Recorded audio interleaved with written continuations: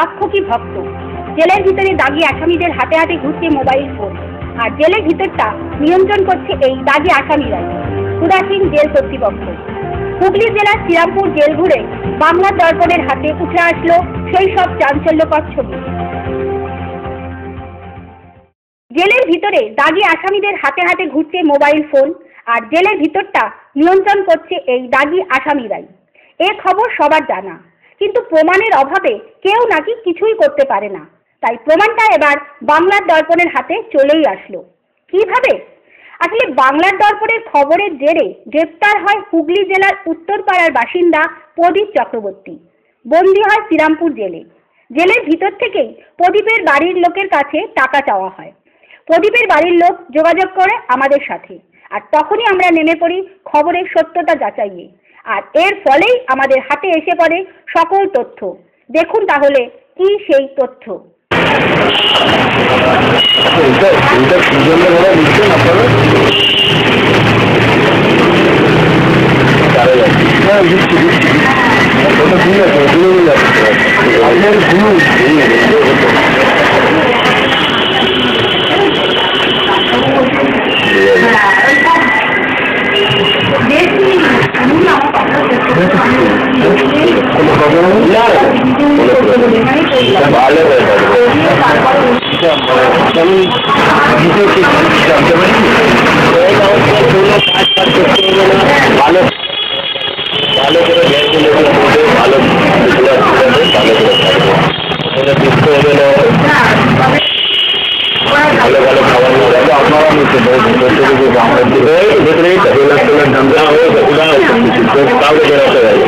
এরপরে আমরা ফিরে এসে জেলের ভিতর থেকে আসা নাম্বারে ফোন করে টাকা পেয়েছি কিনা জানতে চাই এবং প্রদীপ বাবুর সাথে কথাও বলতে চাই।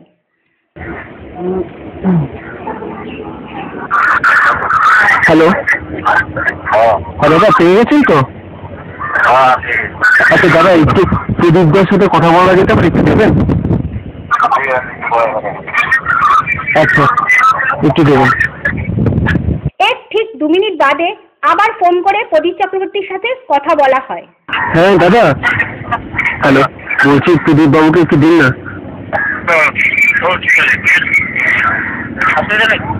হ্যালো, হ্যাঁ প্রদীপ দা, বলছি তুমি প্রদীপ দা বলছো তো? হ্যাঁ প্রদীপ দা, টাকা পৌঁছে দিয়েছি, কিন্তু 4000-ই দিয়েছি। ঠিক আছে, কোনো অসুবিধা নেই তো? আর তোমাকে এমনি কোনো আর কিছু বলছিল না তো? আচ্ছা, বিষয়টা হচ্ছে মানে এই লোকটাকে। আচ্ছা ঠিক আছে, রাখো, কোনো অসুবিধা নেই। ট্রুকলারে ফেলে জানতে পারি জেলের ভিতরের ফোন নাম্বারটির ব্যবহারকারীর নাম রুদ্র। সেই মতন নামটা ঠিক কিনা যাচাই করতে ফোন করি। দেখুন কি জানলাম। হ্যালো দাদা, ওই আপনি শ্রীরামপুর জেলের ভিতরে ওই রুদ্রদা কথা বলছেন তো? আপনি রুদ্রদা কথা বলছেন তো? হ্যালো, বলছি দাদা, আপনি ওই যে জেলের ভিতরে শ্রীরামপুরের রুদ্রদা তো? দাদা আমি তো শ্রীরামপুর কোর্টে আছি দা। হ্যাঁ দাদা, কোর্টে আছে। আমার তো একজন ভিতরে আছে, তো আপনার সঙ্গে তো কথা হলো আমার। হ্যাঁ দাদা, আপনি রুদ্রদা তো দা? আপনি রুদ্রদা তো দা? আপনি তো রুদ্রদা? আচ্ছা, আপনি দাদা, ওই যে আপনার নাম্বারটা একজন 2 নম্বরে বললো যে রুদ্রদার লগে কথা করতে করলো যে ভেতরে আমার যে লোক আছে তারই নাকি ভালো ব্যবস্থা পাবে, আপনার টাকা দিলি। আপনারা নাকি টাকা দিলি, ভেতরে যে আমার আছে সে নাকি ভালো ব্যবস্থা পাবে। বললো যে এটা রুদ্রদার নাম্বার, রুদ্রদারে ফোন করো।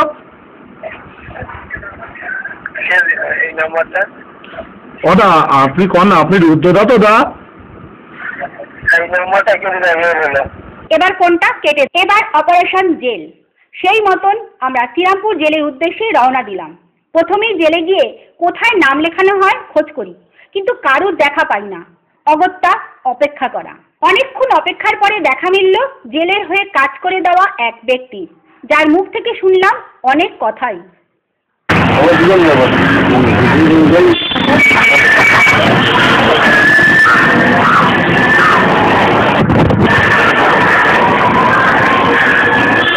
जल्दी हो जाता है जगह में ऐसा होता है ये मेरे सारे गाड़ी होता है धीरे धीरे देखने को तो टाइम बहुत ज़्यादा लगता है और कोई करने सब पूरा कर दिए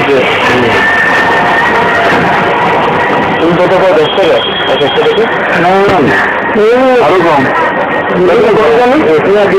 बात नहीं करने के लिए बिगाड़ बन लगते दिन भी आई आया तमाम जगह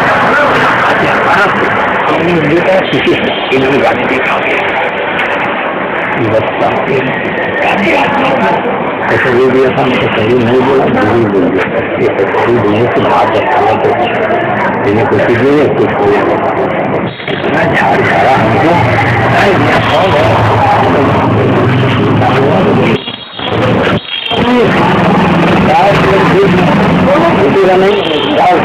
रुपया का बगल भेजेगा नहीं।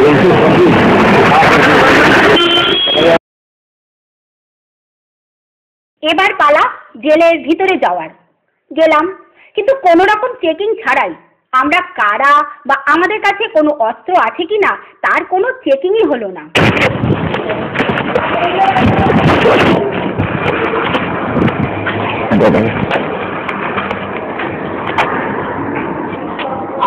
কিছু তো দেখাও ইচ্ছা করে না ওই তো ওইটুকুই কথা বলতে হবে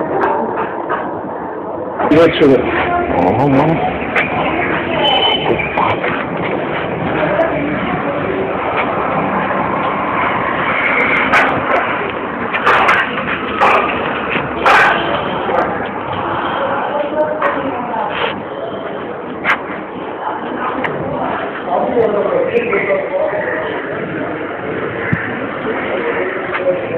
तो लिखे दीजिए क्या नाम नाम हम लिखे दीजिए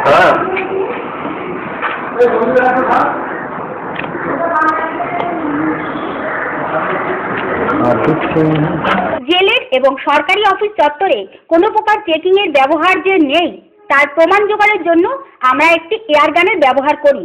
হয়তো এটা এয়ার গান, তবুও এর দ্বারাও মানুষের ক্ষয়ক্ষতি হতেই পারে। এটা নিয়েই আমরা জেলের ভিতরে যাই কোনো প্রকার চেকিং ছাড়াই।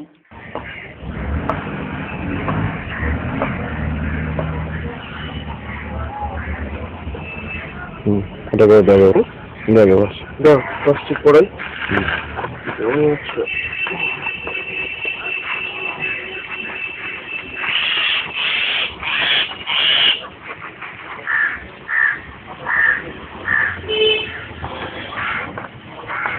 হ্যাঁ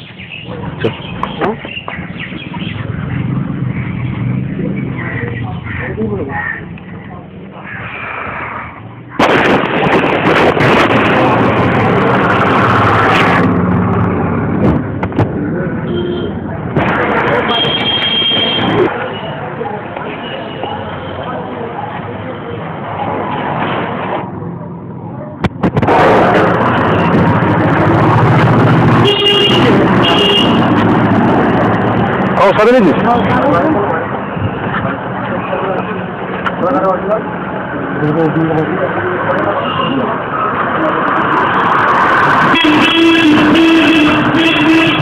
হোটেলে যাওয়া হয়েছে বড়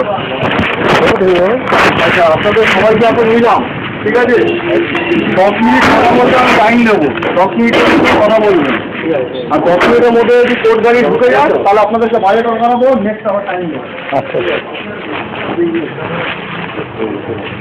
দাও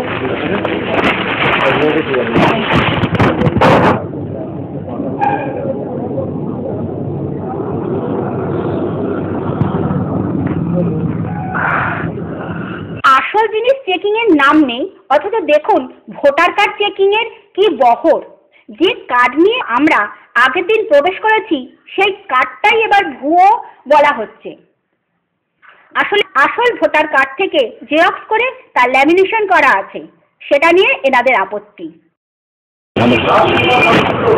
আমি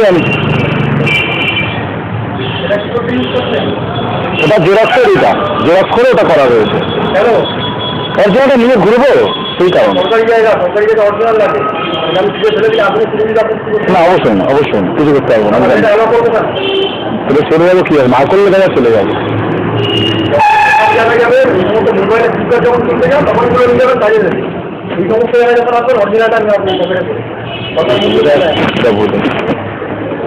তাহলে দেখুন, নির্বাচন কমিশনের দেওয়া নাম্বারে ভোটার কার্ডের নাম্বার দিয়ে SMS করলে এই ভোটার কার্ডটির বিষয়ে কি জানা যায়? এটা আসল না নকল?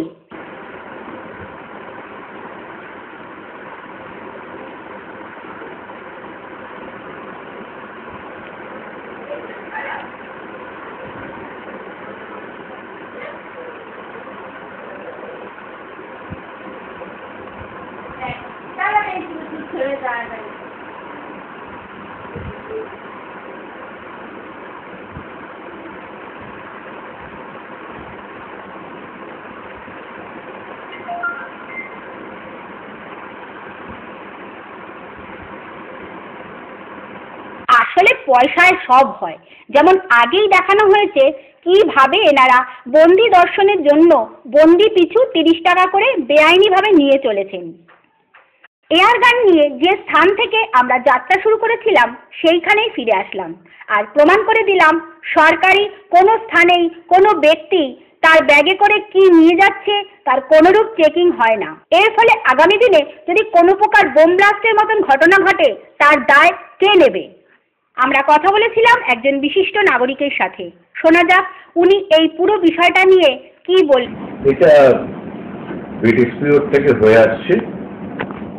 এই পদ্ধতিটা সম্পূর্ণ বেআইনি। জেলের কর্তৃপক্ষের যুক্তি হয় যে আমাদের হাতে সেই স্টাফ নেই, তাই আমরা এইসব কাজ করতে বাধ্য হই, কিন্তু সেটাও কোনো রকম ভাবে যুক্তিসিদ্ধ নয়। কারণ এই ব্যাপারগুলি প্রাথমিকভাবে জেল যে আইন 50 সালে যেটা ছিল সেটার বিরোধী। এখন পশ্চিমবাংলায় জেলের আগেকার আইন বা নামই পাল্টে দেওয়া হয়েছে। আগে জেল ছিল, এখন এটা সংশোধনাগার, রিফর্মেটরি। সেই আইনে জেলের মধ্যে ফুর্তির জায়গা, যেটা এরকম প্রচুর বন্দি জেলের মধ্যে আছেন যারা জেলের যারা কর্তৃপক্ষ তাদেরকে খুশি করে বা তারা তাদেরকে খুশি করে, এবং সেখানে মদ মাংস এরকম ঘটনাও ভারতের অপরাধ জগতে আছে যে জেলের মধ্যে বন্দি আছে, সে বন্দি বেরিয়ে যাচ্ছে, বাইরে গিয়ে খুন করছে বা লুট করছে এবং তারপরে আবার এসে জেলেতে ঢুকে পড়ছে। পশ্চিমবাংলার রাজনীতির সঙ্গে অপরাধীকরণ, অপরাধ জগতের সঙ্গে মিশ্রণ এবং তার সঙ্গে পুলিশ প্রশাসন তারা যুক্ত হওয়া, এটা একটা ভীষণ ভীষণ একটা কমন ব্যাপার হয়ে গেছে। এটা সবাই জানা। যে কোনো মানুষ যাবেন যে কোনো জেলেতে, সাব জেলেতে, সেন্ট্রাল জেলেতে, ডিস্ট্রিক্ট জেলেতে, যেখানেই যান সাধারণভাবে দেখতে পেলেই তার কাছ থেকে টাকা চাওয়া হবে। তাদের সাধারণভাবে জেল পিছু একটা রেট করে রেখেছিল। বছর 10 আগে এই রেটটা ছিল 10 টাকা 15 টাকা। এখন এই রেটটা কোথাও 30, 40, 50, এবং আপনি যদি গাড়ি করে নামেন এবং তাহলে আপনার কাছ থেকে 500 টাকাও দেওয়া হবে। আমাদের দেশের সরকার মানেই তো রাজনৈতিক দলের সরকার, সে কংগ্রেস হোক আর সিপিএম হোক আর তৃণমূল হোক।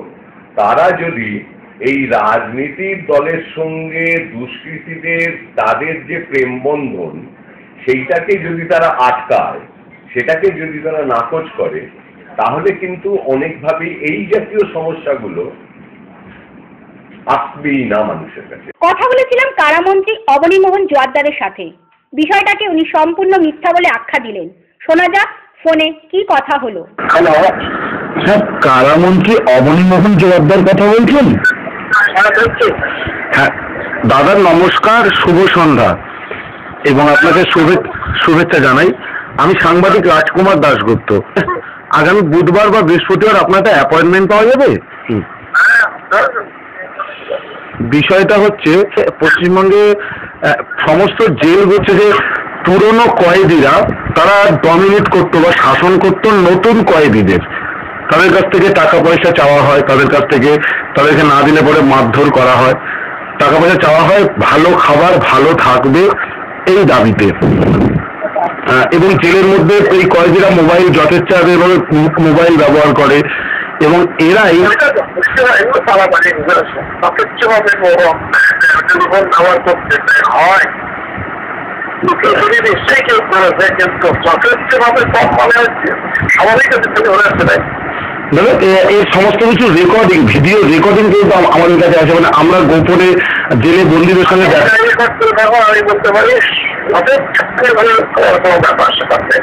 আচ্ছা, মানে এক প্রেজেন্ট দাদা শ্রীরামপুর জেলে রয়েছে খুব নটোরিয়াস ক্রিমিনাল, তারা বিষয়টাকে খুব ভালো মানে বেশিভাবে ডমিনেট করছে।